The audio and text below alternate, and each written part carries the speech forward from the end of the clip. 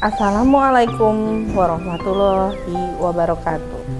Pernyataan diri dosen dalam unjuk kerja Tridharma Perguruan Tinggi PDD UKT-PT bersama saya Dr. Nita Ramadianti STMT dengan NIDN 0423058705 dari Prodi Teknologi Hasil Pertanian Fakultas Pertanian Universitas Insan Cendekia Mandiri.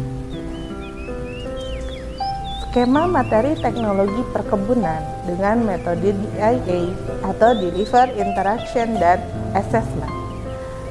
Yang pertama yaitu mengenalkan identitas, yang kedua deskripsi mata kuliah, yang ketiga capaian pembelajaran mata kuliah atau CPMK, yang keempat materi pembelajaran, yang kelima metode kuliah, yang keenam metode pembelajaran, yang ketujuh sistem pembelajaran, yang kedelapan sistem penilaian, 9 buku ajar, dan yang ke-10 merupakan cuplikan video proses pengajaran. Deskripsi mata kuliah. Nama mata kuliah yang saya ampu yaitu Teknologi Perkebunan pada semester ganjil, yaitu semester 5 dengan bobot 2 SKS, dan pengampunya saya sendiri yaitu Dr. Nita Ramadianti STMT. Mata kuliah Teknologi Perkebunan merupakan bidang ilmu pengetahuan yang mempelajari teknik untuk meningkatkan efisiensi, produktivitas, keberlanjutan dalam kegiatan pertanian dan perkebunan. Mata kuliah Teknologi Perkebunan ini merupakan mata kuliah unggulan program studi THP karena dapat menjembatani antara pertanian dan teknologi pangan. Capaian pembelajaran mata kuliah CPMK ada 5. Yang pertama yaitu CPMK 1 mampu memahami konsep dasar teknologi perkebunan. Yang kedua yaitu mampu memahami tanaman perkebunan dan kelayakan pembangunan perkebunan. Yang ketiga, CPMK-nya yaitu memahami prinsip-prinsip pengolahan perkebunan, kemampuan untuk mengelola dan memanfaatkan hasil perkebunan secara efisiensi dan inovatif. CPMK yang keempat yaitu memahami teknologi pasca panen tanaman perkebunan termasuk pengolahan dan penyimpanan. CPMK yang kelima yaitu mampu memanfaatkan konsep ilmu pangan dan rekayasa proses serta mendesain produk pangan hasil pertanian secara kreatif dan inovatif. Materi pembelajaran yang saya ampu ada 16 kali pertemuan.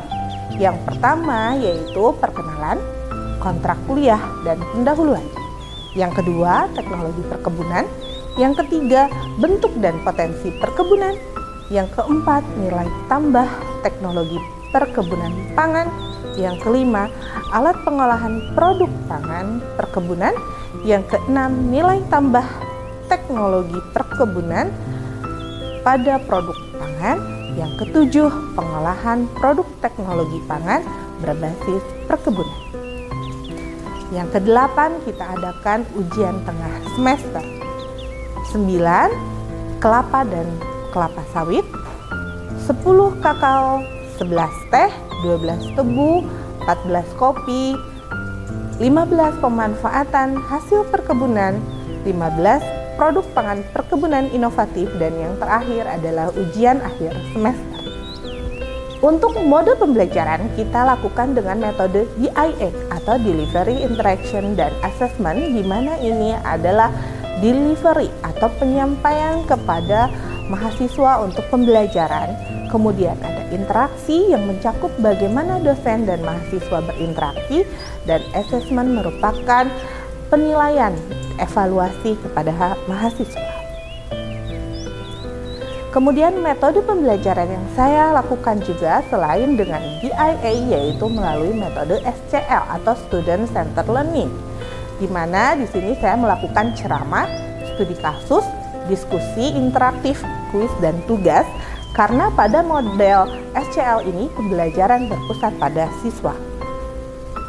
Untuk sistem penilaian, Selain 16 pertemuan, kita itu melakukan perkuliahan 14 pertemuan, UTS 1 pertemuan, UAS 1 pertemuan yang totalnya menjadi 16 kali pertemuan. Maka total untuk bobot dalam persennya yaitu absensi 10%, di mana absensi itu harus mahasiswa datang maksimal 80%, kemudian tugas 20%, UTS 30%, UAS 40%, jadi total semuanya 100%. Untuk sistem pembelajaran ada dua, yaitu tatap muka secara luring dan tatap online atau maya menggunakan Zoom, Google Meet, Edlin, atau WhatsApp. Buku referensi yang saya gunakan ada 9. Yang pertama itu adalah ditulis oleh Departemen Pertanian tahun 2007 dengan judul Revitalisasi Pertanian. Yang kedua ditulis oleh Igi Risa tahun 2015 yang berjudul Teknologi Pertanian dan Perkebunan. Yang ketiga ditulis oleh Irma dan kawan-kawan tahun 2022 dengan judul Teknologi Pengolahan Hasil Perkebunan. Yang keempat yaitu penulis dengan Lili pada tahun 2019 dengan judul Manajemen dan Agribisnis Perkebunan. Yang kelima ada Sudarmito dan kawan-kawan pada tahun 2017 dengan judul buku Teknologi Pengolahan Pangan Hasil Perkebunan. Kemudian ada yang ditulis buku oleh Seyono dan kawan-kawan tahun 2021 dengan judul Teknologi Produksi Tanaman Perkebunan. Kemudian yang ketujuh adalah buku yang ditulis oleh Titik dan kawan-kawan tahun 2018 dengan teknologi pasca panen. Yang kedelapan ada Tias Moyo dan kawan-kawan ditulis tahun 2021 dengan teknologi produksi tanaman. Dan yang terakhir adalah Nora dan kawan-kawan dengan bukunya Teknologi Produksi Tanaman Perkebunan. Berikut cuplikan video ajar Teknologi Perkebunan dengan saya Dr. Mita Ramadianti STMT. Selamat menyaksikan. Wassalamualaikum warahmatullahi wabarakatuh. Terima kasih telah menyaksikan video PDD UKTPT saya dengan saya Dr. Mita Ramadianti STMT. Terima kasih.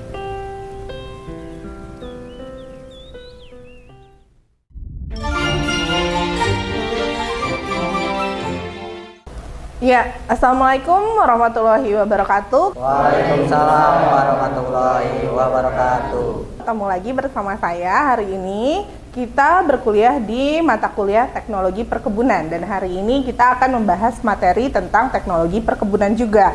Nah, sebelum kita mulai pada mata kuliah hari ini, mari kita bersama-sama berdoa. Dipersilakan. Ya, berdoa selesai. Nah, gimana hari ini kalian semua sehat? Alhamdulillah sehat. Alhamdulillah ya, akhirnya kita bisa ketemu lagi di hari ini. Nah, di teknologi perkebunan, kira-kira ada yang tahu nggak apa itu yang dimaksud dengan teknologi perkebunan? Oke, silakan Ruslan. Kegiatan untuk membudidayakan satu komoditas pada tanaman, mulai dari pengolahan sampai penjualan. Oke, ada lagi yang tahu tentang teknologi perkebunan? Ya, oke ya. Teknologi perkebunan merupakan teknik untuk meningkatkan efisiensi, produktivitas, keberlanjutan dalam kegiatan pertanian dan perkebunan dari mulai penggunaan alat, mesinnya sudah modern ya, otomatisasi, serta pemanfaatan data dan informasi untuk pengambilan keputusan yang lebih baik. Lihat, ini sekarang sudah mulai pakai drone ya. Bahkan untuk yang namanya produk-produk pertanian ataupun perkebunan, kita sudah tidak perlu lagi masuk ke lahan untuk kita menyiram, tapi sudah menggunakan drone ya. Begitupun di lahan kelapa sawit yang begitu banyak, yang sebegitu luasnya, hektaran, kita cukup dengan membawa satu buah mobil saja. Seperti itu ya. Nah, tadi bagus menurut Lustran seperti itu, tidak ada salahnya. Tapi teknologi perkebunan yang lebih luas merupakan teknik untuk meningkatkan efisiensi dan produktivitas ya. Kemudian, nah Sebelum kita beranjak pada teknologi perkebunan yang sekarang di Indonesia semakin luas, tentu ada sejarahnya, di mana sejarah perkebunan di Indonesia ini pada 5 abad yang lalu memiliki komoditi utama, yaitu ada produk yang namanya lada, pala, cengkih, dan rempah-rempah ya. Makanya kenapa Indonesia saat itu adalah dijajah sama Belanda. negara, betul, Belanda, apalagi Jepang. betul ya, karena banyak lada, pala, cengkeh, dan rempah-rempah. Kemudian setelah itu berkembang dengan komoditi kopi, kakao, karet, dan kelapa sawit yang menjadi produk utama dalam perekonomian nasional pada saat ini ya. Sekarang ini Indonesia perkebunannya semakin meningkat gitu ya. Kemudian sejarah pengembangan perkebunan di Indonesia ada dibagi menjadi 2, yaitu periode sebelum kemerdekaan dan setelah kemerdekaan. Dimana kalau sebelum kemerdekaan itu sejarahnya adalah periode kerajaan, ada periode VOC, kemudian ada periode kekacauan dan ketidakpastian ya. Kemudian ada periode tanam paksa, periode peralihan, liberalisme, politik etik, dan yang terakhir itu depresi dan perang ya. Namun setelah kemerdekaan tahun 1957 sampai 1958, perkebunan di Indonesia itu yang asalnya milik Belanda itu diambil alih semuanya oleh pemerintah Indonesia ya. Nah sekarang setelah diambil alih diapakan? Perkebunan di Indonesia yang telah diambil alih kemudian diselenggarakan berdasarkan atas azas manfaat ya, dan berkelanjutan, keterpaduan, kebersamaan, keterbukaan, serta keberadilan. Tujuannya untuk apa? Untuk mengelola perkebunan, meningkatkan pendapatan masyarakat, meningkatkan penerimaan negara, meningkatkan penerimaan devisa, menyediakan lapangan kerja, meningkatkan produktivitas, memenuhi kebutuhan konsumsi, mengoptimalkan pengelolaan sumber daya dari masyarakatnya. Nah, saking banyak tujuan pengolahan dari perkebunan ini, maka perkebunan Indonesia ini diolah oleh berbagai sumber dari mulai masyarakat atau rakyat maupun pemerintahan. Seperti itu. Kemudian di dalam tujuan pasti ada fungsi ya. Kalau sudah ada tujuan pasti ada fungsi. Di mana fungsi dari perkebunan yaitu yang pertama ada ekonomi, yang kedua ada ekologi, yang ketiga ada yang namanya sosial budaya ya. Untuk fungsinya. Kemudian, tanaman perkebunan juga di Indonesia itu ada banyak ya. Nah, kita bedakan tanaman perkebunan ini dengan tanaman semusim dan tanaman perkebunan tahunan ya. Nah, untuk tanaman semusim dan tanaman tahunan ini akan menghasilkan hasil perkebunan, di mana semua barang dan jasa yang berasal dari perkebunan yang terdiri dari produk utama, produk turunan, produk sampingan, dan produk ikutan, dan produk-produk lainnya ya. Kemudian ada juga pengolahan hasil perkebunan, di mana pengolahan dari hasil perkebunan ini adalah kegiatan penanganan pemrosesan yang dilakukan terhadap hasil tanaman perkebunan yang ditujukan untuk mencapai nilai tambah yang lebih tinggi. Coba, saya pengen tahu, kalian tahu nggak komoditi perkebunan di Indonesia apa saja? Kelapa sawit. Kelapa sawit, ada lagi? Padi-padian. Oke, itu termasuknya ke pertanian. Kalau perkebunan ada lagi? Kopi, ada lagi?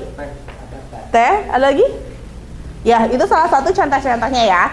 Kita lanjut. Nah, potensi perkebunan di Indonesia.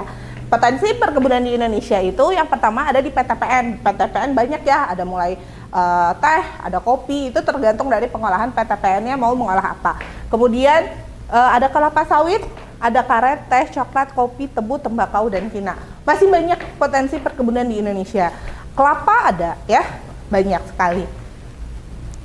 Nah, ini contoh-contoh gambarnya ya. Ini adalah pengolahan dari kelapa sawit. Yang ini teh, ini apa? Coklat, kakao ya. Kalau masih belum diproses itu namanya kakao. Tapi kalau sudah diproses itu namanya coklat. Oke. Nah, ada 2 pelaku usaha perkebunan di Indonesia, yaitu ada perkebunan dan pengusaha perkebunan ya. Apa sih bedanya Bu? Kalau perkebunan adalah perorangan yang melakukan usaha perkebunan dengan skala usaha tidak mencapai skala tertentu. Kenapa? Karena dia yang punyanya sendiri, ya, pekebun. Biasanya sendiri kayak petani kalau di kita mah, kalau untuk padi-padian petani gitu ya. Nah, kalau di perkebunan itu namanya pekebun ya.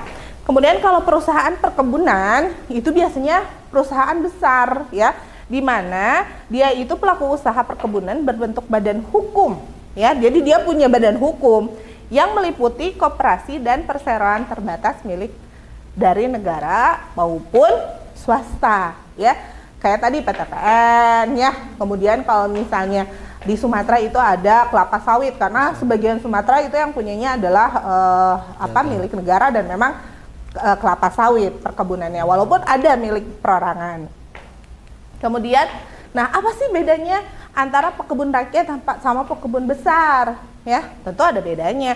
Kalau pekebun rakyat itu biasanya luas lahannya relatif sempit karena yang punya pribadi ya, yang punya pribadi. Nah, kemudian selain sempit, modalnya lemah ya, karena kan yang namanya modal pribadi dong, ya nggak? Ya. Nah, terus tingkat teknologi tradisional ya, jadi dia memiliki teknologi misalnya untuk pengolahan kakao atau kopi ya, pribadi aja seperti itu. Kemudian pengolahan hasil konvensional. Kemudian ada perkebunan besar, itu di luas lahan yang besar biasanya ya, itu bisa mencapai hektaran. Kemudian modalnya kuat, ya jelas kuat. Perusahaan biasanya, pemerintah gitu ya. Teknologinya maju, pengolahannya lebih modern biasanya ya. Nah, dari perkebunan rakyat ke perkebunan besar tentu akan ada peranan dan dampak dari perkembangannya ya. Nah, yang pertama peranan sama dampaknya adalah dukungan terhadap pengembangan industri. Jadi industri perkebunan sekarang itu semakin meningkat dari mulai hasil panennya sampai dengan hasil dari setelah panen menjadi produk pangan dan dijual, itu menjadi hasil yang berkembang.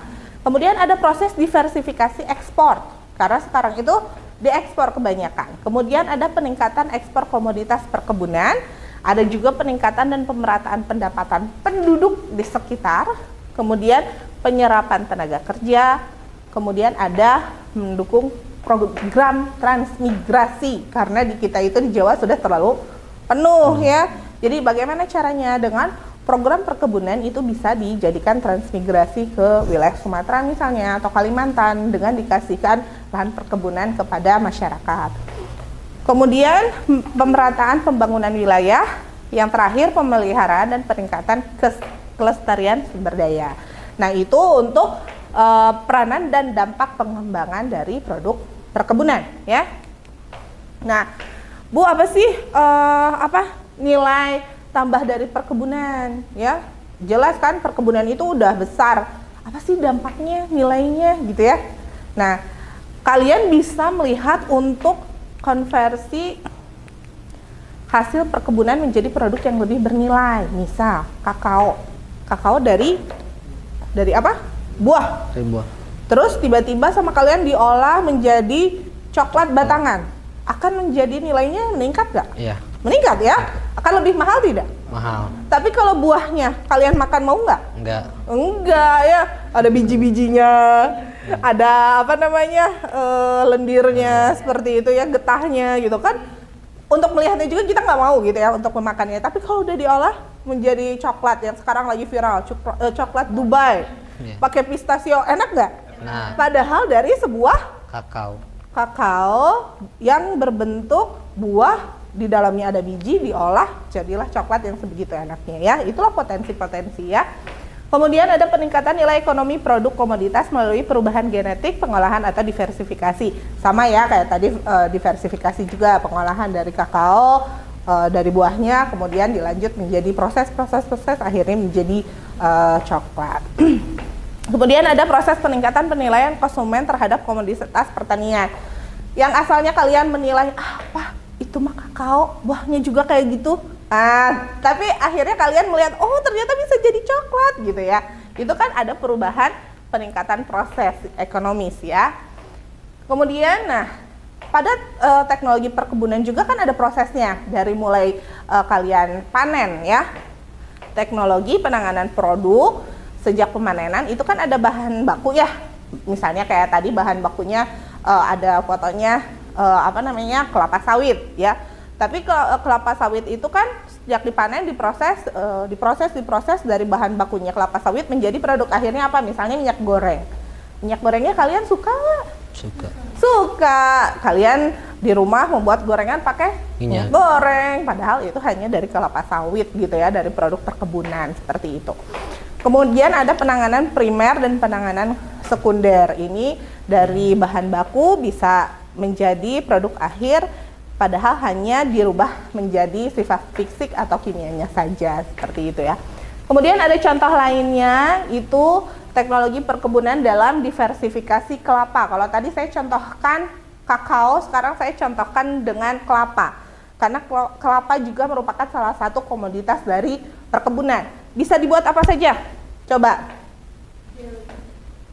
Kelapa bisa, apalagi? Santan. Sekarang ada merek Kar-Kar. Titik.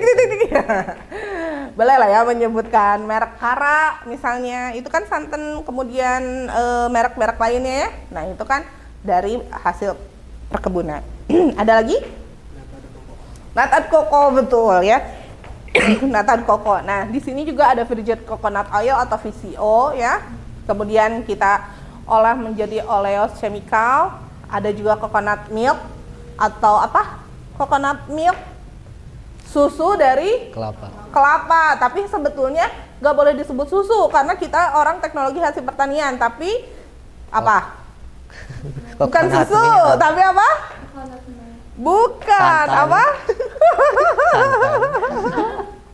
Bukan. Kalau susu itu dari hewani. Kalau dari nabati itu adalah apa coba?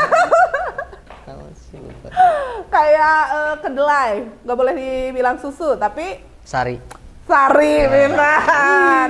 Ya betul. Jadi kalau coconut juga harus disebutnya sari ya. Kemudian ada brown sugar juga, ada coconut fiber juga, atau tadi apa? Jelly ya. Nah, ini adalah salah satu diversifikasi dari kelapa atau jenis perkebunan dari kelapa. Masih banyak tadi kopi, teh ya. Nah, teknologi pengolahan perkebunan dari yang namanya kopi ya. Kopi ada dua, ada Arabica dan Robusta. Betul. Kita bikin dari Robusta itu kemudian disangrai, dijadikan bubuk, kemudian masuk ke retail pasar besar. Begitupun untuk Robusta ya, bisa menjadi kopi instan, decaf itu dengan proses disangrai dulu ya. Itu untuk kopi. Tapi sebelumnya tadi ada bahasa diversifikasi. Apa itu diversifikasi? Apa coba? Perubahan dari proses dari produk awalnya sampai jadi produk akhir gitu, kayak prosesnya. Oke. Betul, pengembangan produk. Ada lagi? Ya, kita bahas di sini ya. Nih, diversifikasi adalah penganekaragaman atau variasi dari berbagai aspek seperti produk, usaha, jenis aset atau investasi. Tujuannya untuk mengurangi risiko dan meningkatkan stabilitas ya. Nah, kita langsung masuk lagi ke proses pembuatan coklat olahan atau diversifikasi dari yang namanya kakao ke coklat. Pertama biji coklat tadi ya, kita mulai di penggorengan dan pengupasan, dilakukan penggilingan, kemudian ada masa kakao ya. Kemudian ada masa obat, ada masa biasa. Terus semuanya diolah sampai bubuk coklat, kemudian sampai meses dan menjadi yang namanya permen coklat. Sungguh banyak aneka ragam dari diversifikasi hanya dari sebuah kakao. Betul ya. Oke. Nah, diversifikasi tadi itu dapat meningkatkan nilai, mulai dari distribusi nilai tambah untuk petani bisa mencapai 5-10% karena proses diversifikasi. Kebayang kalau hanya tadi misalnya kopinya saja, green bean-nya saja, atau misalnya si biji kakaonya saja, tidak akan bisa mencapai 5-10% untuk distribusinya, peningkatannya ya. Kemudian ada pengumpul atau pengelola primer, itu bisa meningkat sampai 20-30%. Kemudian untuk pengolahan hilir bisa naik 30-40%. Distributor pun bisa naik 20-50% untuk untuk keuntungannya. Kemudian Adapun pertanian modern dapat memperbaiki distribusi dari margin, menumbuhkan pengembangan usaha pertanian di pedesaan, menciptakan lapangan kerja, ya. Yang terakhir meningkatkan potensi perkebunan yang mampu menumbuhkan industri hulu ke hilir, ya. Seperti itu. Ya, saya kasih satu kesempatan untuk bertanya lagi. Ada lagi? Saya Bu. Oke, silakan Ruslan. Kan dari tadi hasil perkebunan, apa saja sih contoh tanaman semusim dan contoh tanaman tahunan itu apa aja Bu? Oke, baik, terima kasih atas pertanyaannya. Pertanyaan yang tadi Ruslan bilang itu contoh tanaman semusim dan tahunan ya. Ya, ini contohnya tadi saya mungkin lupa ya, tidak memberitahu bahwa contoh tanaman jenis tanaman yang semusim itu adalah tebu, kapas, dan tembakau. Kenapa? Karena mereka kalau sudah dipanen ya sudah habis gitu ya. Tapi beda dengan tanaman tahunan itu yang dipanennya bisa lebih dari satu kali, misalnya kelapa sawit, karet, kakao, cengkeh, kopi, dan lada. Mereka itu dipanennya bisa berulang kali dalam setahun, seperti itu ya. Jadi misalnya kalau misalkan hari ini mau panen si kakao yang ini, besok yang itu bisa, karena kan dari yang namanya kakao itu ada prosesnya dari merah, hijau ke kuning gitu si buahnya, seperti itu ya. Apakah puas dengan jawabannya? Cukup. Oke, terima kasih. Tadi pertanyaan penutup, mari kita sekarang simpulkan dari hasil pembelajaran kita hari ini, yaitu kita simpulkan yang pertama itu teknologi perkebunan dapat meningkatkan produktivitas, efisiensi, dan kualitas dari hasil panen. Kemudian yang kedua, teknologi perkebunan dapat meningkatkan nilai ekonomi produk dan komoditas melalui pengolahan atau diversifikasi. Yang ketiga adalah teknologi perkebunan telah membawa berbagai manfaat signifikan pada peningkatan produktivitas, efisiensi, sumber daya, kualitas hasil panen, dampak lingkungan, kemudian pengaruh pada pendapatan petani, kemudahan pada proses budidaya. Terima kasih. Assalamualaikum warahmatullahi wabarakatuh. Salam sehat selalu. Namun yang terakhir ada oleh-oleh buat kalian di rumah, yaitu tugas untuk membuat diagram alir pengolahan produksi perkebunan yang meningkatkan devisa negara. Oke, itu tugasnya. Salam sehat selalu. Wassalamualaikum warahmatullahi wabarakatuh. Waalaikumsalam warahmatullahi wabarakatuh.